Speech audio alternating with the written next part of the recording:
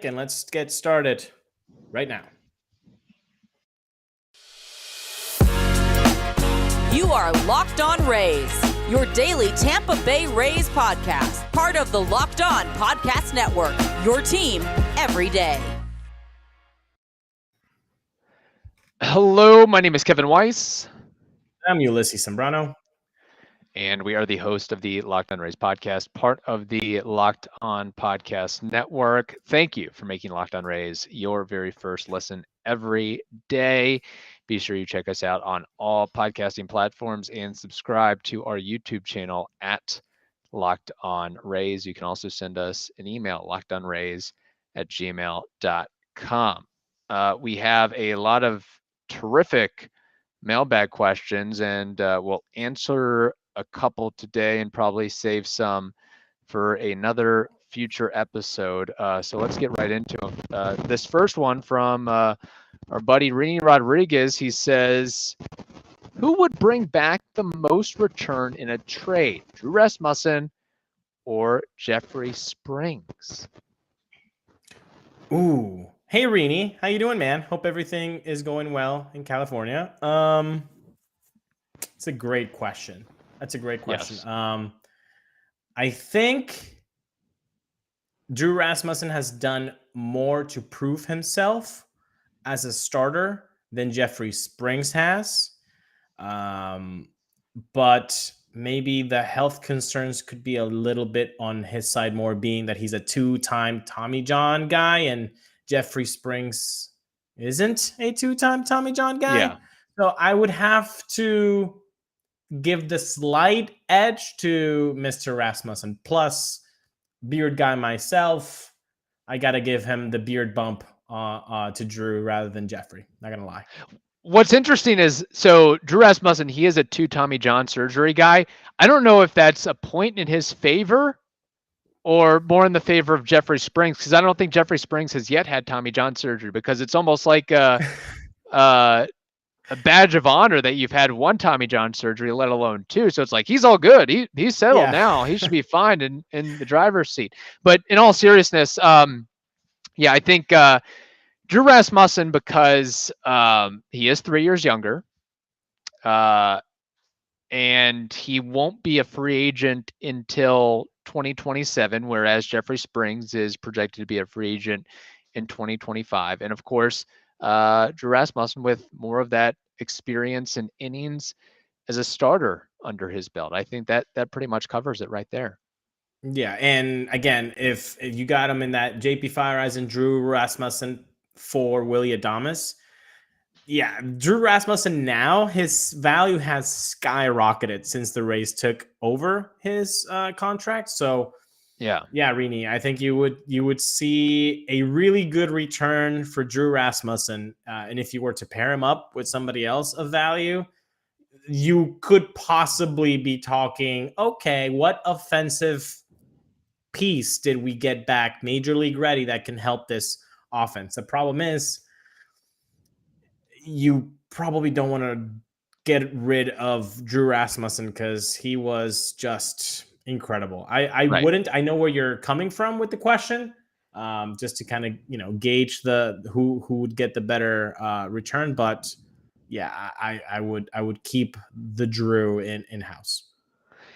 And maybe we have to go to baseball trade rumors, or not trade rumors, trade values, to see who has a higher point value, whether it's Rasmussen or Springs. And I guess there is a question mark with Springs in regards to, hey, he threw the most innings he's ever thrown. He's always been a reliever beforehand. How's his arm going to hold up in 2023? Will it be able to hold up? I think that's a big factor as well. And speaking of that, who do you think throws more innings in 2023? Just kind of a redirect off Rainey's question. Is it Drew or is it Springs? I would give it to Drew. I would give it to Drew. Again, I think he's more established, and they might give the break to Jeffrey, given that he hadn't pitched that many innings in his career. So they might kind of watch his load a little bit more than Drew, because now Drew is on his second full year, but 2.5 years into being a starter. So I think the leash is going to be longer on Drew than on Jeff. By the way, I am looking up the value on these two players for Rasmussen. Rasmussen is in a 41.2, while Springs is at 17.5 valuation. So there's a big stark difference in how this website looks at the value of Rasmussen and Springs, and it does give not a slight edge, but a big edge to Drew Rasmussen. And I think it's all of the things that we covered. Right. It's the age, the control, the fact that he's been a starter for a longer period of time. And regardless, wherever you stand on this is one of those good problems to have, is the Rays have two valuable pitchers that if they needed or felt like they could trade, they have the ability to do that. And going back to the free agent signing of Zach Eflin, these are just two examples of guys that the Rays reworked and honed and they have maximized the potential to this point out of these two between Rasmussen and Springs, and how they got acquired too. It's really remarkable what the Rays have done. So yeah, no, great question there. And if I had to guess, I think both of those guys are safely entrenched in a Rays uniform for 2023, but crazier things have happened for sure. Can I flip a question back to Rini? Because I know he's going to be watching this. Yeah, absolutely. Rini, please let us know a film that we should be watching in December. Just give us any film that you've watched recently and you think, hey, these two guys are going to enjoy that, because, of course, he's a film buff. So I think we should get that. And maybe we should share it with Locked On Rays fandom so that they can also watch said movie. We could do that as well. All right, we have more questions to get into, but first, Ulises, we have to tell the audience about Simply Safe.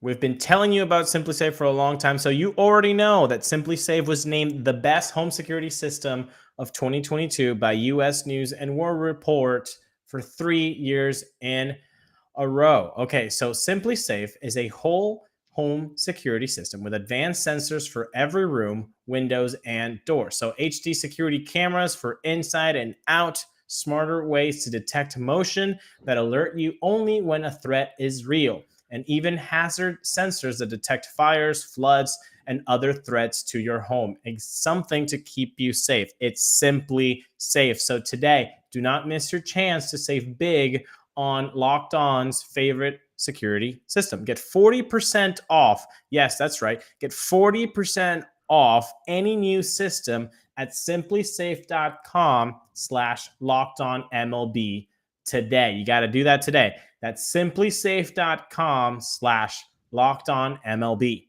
because there's no safe like Simply Safe. All right, this next question from Chris Snyder, who may or may not be the son of Kyle Snyder, Rays pitching coach.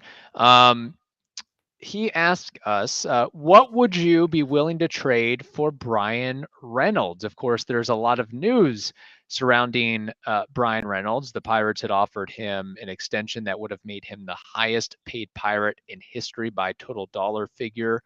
But he does not want that at this point. And in fact, he has requested he be traded from the Pirates. So that throws a wrinkle into that mix, into that pot. But I, for one, would love to see Bryan Reynolds in a Rays uniform. Of course, as to Chris's question here, and kind of go, I don't think it's going to come cheap, despite Bryan Reynolds saying that he wants to be traded. So that kind of takes away some of the Pirates' leverage. But again, a lot of askers for Bryan Reynolds. Besides, the Rays would just be one of many teams.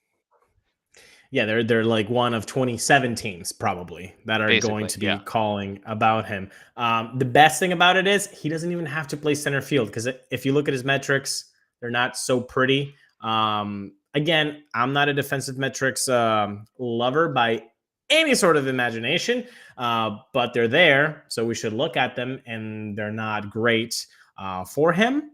But that's not the point. He doesn't have to be a center fielder. You already have your center fielder, your defensive wizard in Jose Siri. You just put him in left field, and that's it. You just won the production from the bat, which would be pretty nice to get a Bryan Reynolds type of production. Now, for this specific question, which, by the way, when you started with the whole Chris Snyder, I was like, the question was going to be, what do you think of my dad? But you did not go that way. I went to baseballtradevalues.com and I looked at the valuation for Bryan Reynolds, and it's 59.9. Okay. 59.9. I did a little mock trade for the Rays talking to Pittsburgh. Do you want to hear it? Yes. Okay. I just did the one. This is what I would start off with. You said a lot of teams would be calling, which is correct. I would, that would be my guess. Yeah.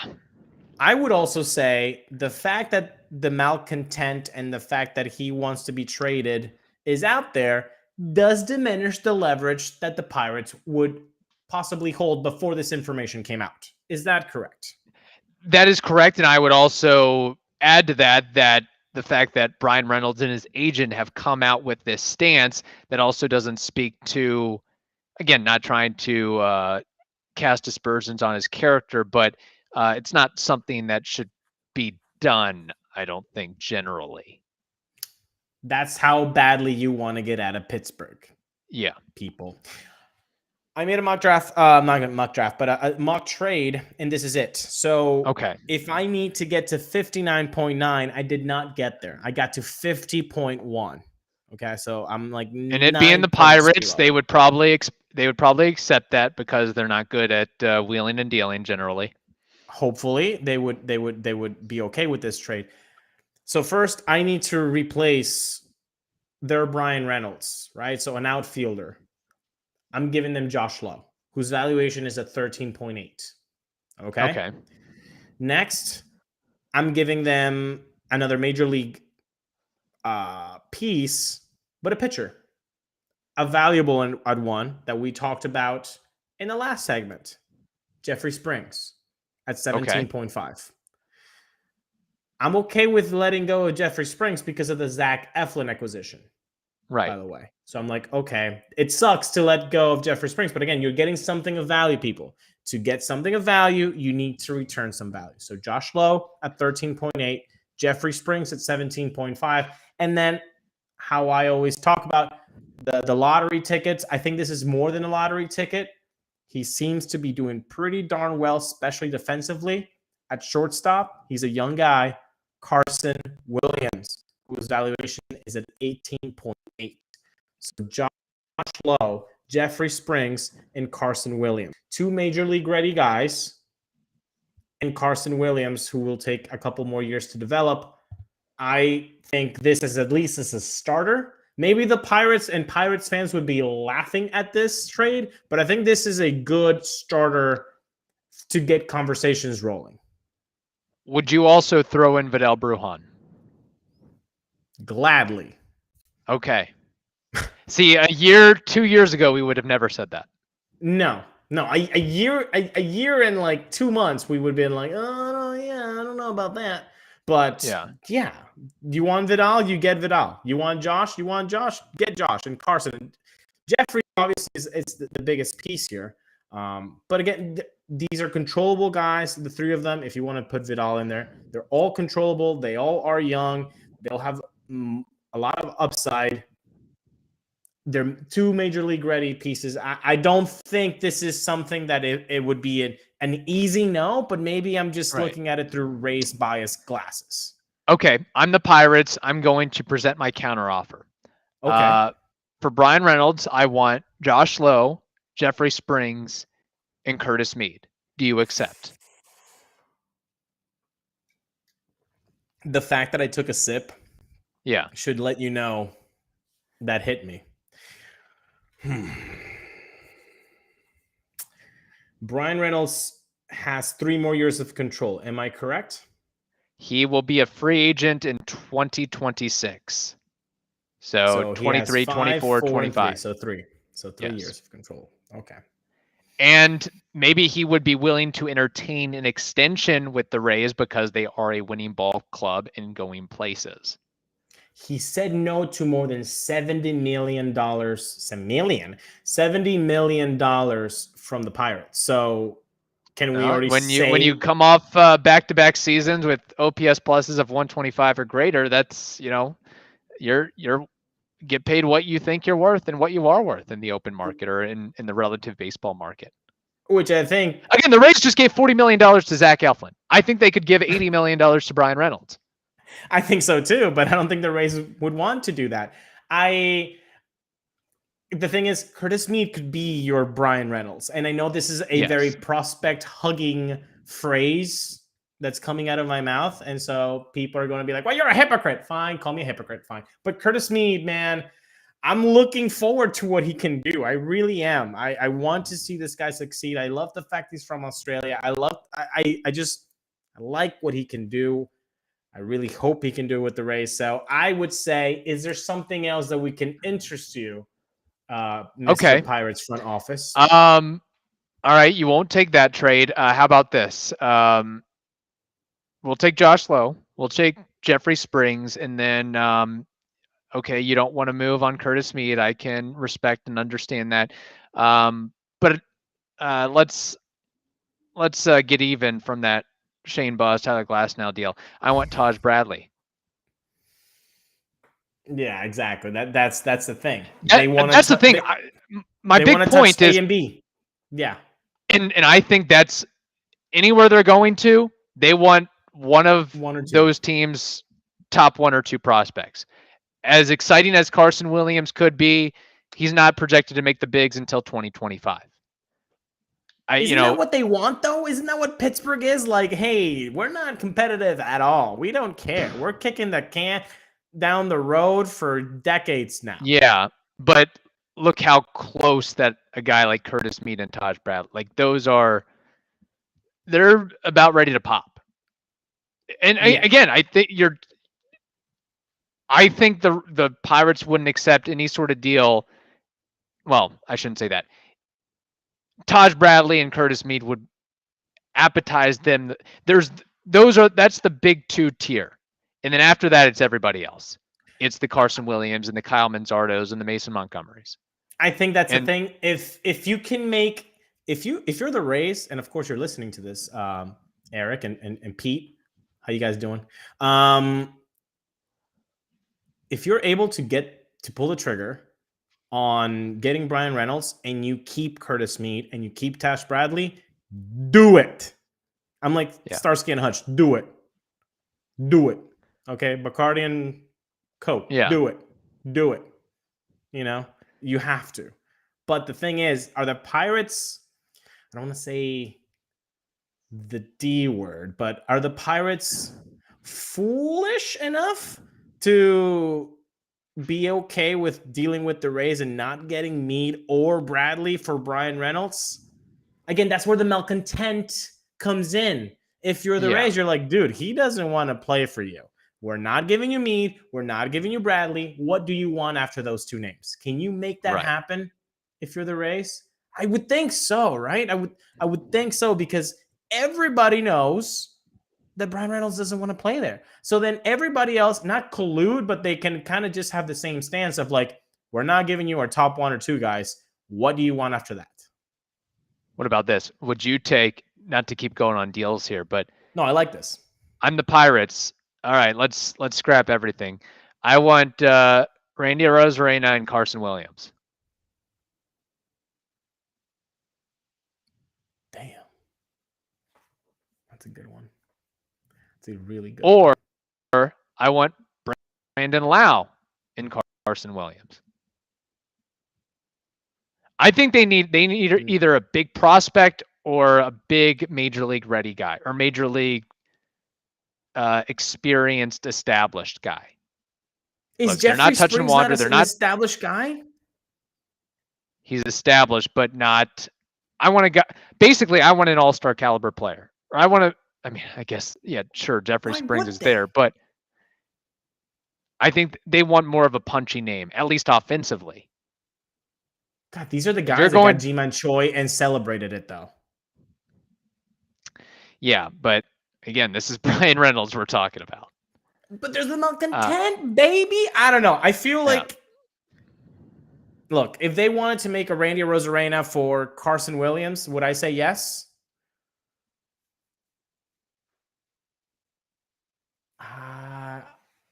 Financially speaking, I think you would be on the cheaper side if you go Bryan Reynolds. Yes, because Randy's a super too, and he's already getting paid $4 million. Yeah. So financially speaking, I think you would be okay with doing that trade. And he's a better offensive player. But the problem is the difference in production. You still need more help.